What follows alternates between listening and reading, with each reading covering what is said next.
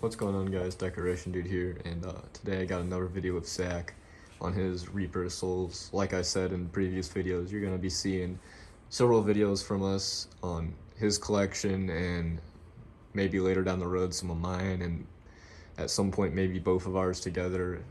But this is his Reaper Souls, and I'm gonna go ahead and let him do some talking about it and kind of explain the story of where he got it, and he did some major repairs to it, and I'm sure he's going to explain a little bit about that too. So, Zach, you can go ahead and take it away.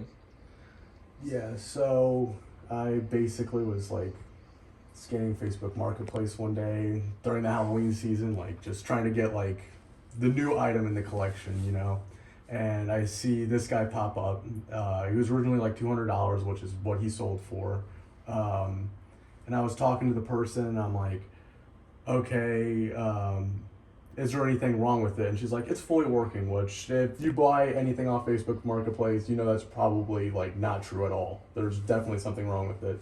So she sends me a video of it, and the mouth isn't moving, which on these things is like, that's not even that hard of like a repair. It's very common on YJ items. And I was talking to her, I'm like, oh, okay. I'm like, the mouth doesn't move. Are you able to drop the price on it? And I sent her like a video of like the mouth moving, and she's like, oh, it must be like a different version of it because the mouth on this one is like rock solid. And I'm like, okay, there's definitely some latex damage on it, and I don't know like if this is worth getting. But she was like, a whole bunch of people are looking at it. I'm like, okay, I'll go pick it up. And I'm like, where are you like located? I originally saw the post at like 11 o'clock at night, and it was like somewhere near the St. Louis airport. And then I asked her, and she's like, yeah, I live, which is basically East St. Louis. She said I lived in East St. Louis, which St. Louis has the highest murder capital, and she was like in the dead center of where you do not want to be driving late at night.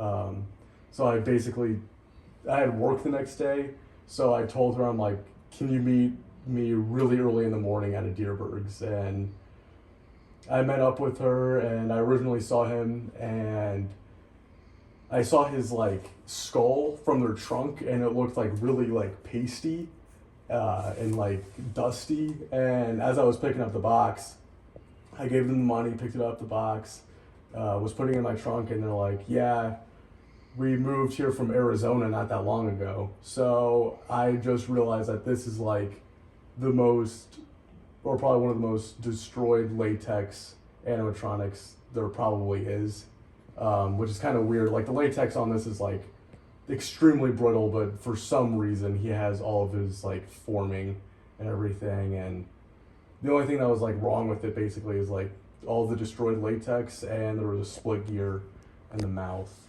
And if you're looking at it right now, he is fully working, and he does have the original factory like jaw movement on it. A lot of people like to swap the wires on the jaw and have the jaw move the other way and like change the direction of the spring. Uh, I was thinking like why YJ wouldn't have it be normal and be like what's basically the opposite from the rest of the industry. And I think it has to do with the head being foam filled. Um, I think it moving down puts a lot of stress on where the latex is. That's like my only guess of why they would do it, especially for so long. And it's definitely well known that it causes errors. So I'm just having it the way that it is right now. I already have the 3D printed mouthpiece for it. So if it ever snaps, I'll just go through and swap it out. It's not that big of a deal. I just do not want to risk destroying the latex around his jaw, which was definitely the hardest part. I had to use shop towels, drywall, it's like a certain drywall material. It's like made out of like a mesh. It's drywall mesh, and go through and cut out all around his jaw. Like if you see right here and underneath, I cut all of that out. I went through, put the drywall mesh around here, put shop towels around it, and you have to use like different layers of rubber cement, and then like Spirit Halloween white latex, and put it on here. And this restoration definitely took me a couple of days of just keeping a fan on it and just being patient with it. I got most of the paint back to how it was originally. You can definitely see like a little bit more of a difference the more I shine a light on it. And then right inside his mouth, I just left that open and a free hinge just to keep less stress off the whole entire mask. And I mean, he did a great job on the repairs on this. And then I- also the hands right here. Yeah. I did miss a spot. Right here you can see some of the wire sticking out. This is the only spot that I missed, but the rest of it I touched up, and the hands were harder to match. This is the exact same paint that I use, but for some reason the hands just got absolutely torched. And I had to go through and like reconnect all of the rope together, like how, like keep in a position so all the soles were covered and everything like that. And then also on the bottom, he is on a pole, this one singular pole, which like back in the day, that always stressed me out because this was like my most wanted animatronic of all time. This was definitely the one that I always wanted, but it's like a pretty solid aluminum pole. It's definitely like 3 times the size and width of regular poles that animatronics use nowadays. And I mean, I never saw what the in person. I never saw what he looked like before repairs, but you know, he was saying like the mouth was just rock solid, and that's what probably caused the gear to split, is because the latex was so hard. And I mean, this thing, it was just, he brought this thing back from the dead. I mean, he did a great job, and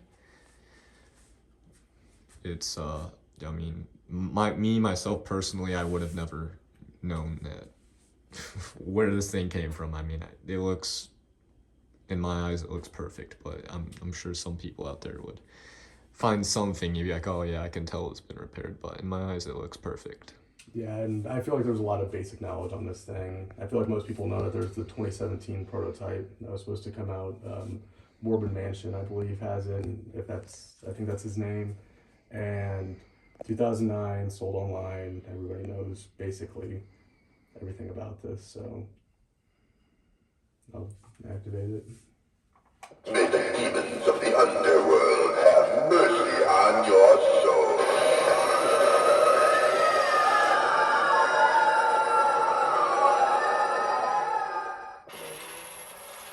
And this one has really good mouth movement. Foolish mortal, behold your destiny and despair.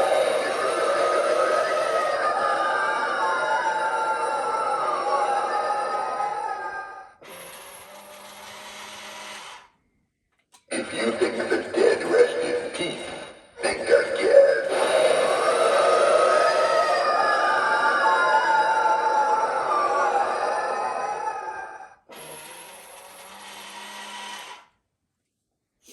Yeah, those are all of his phrases. Very cool piece. And I don't think we really have anything else to say about it. Do you have anything else to say? No.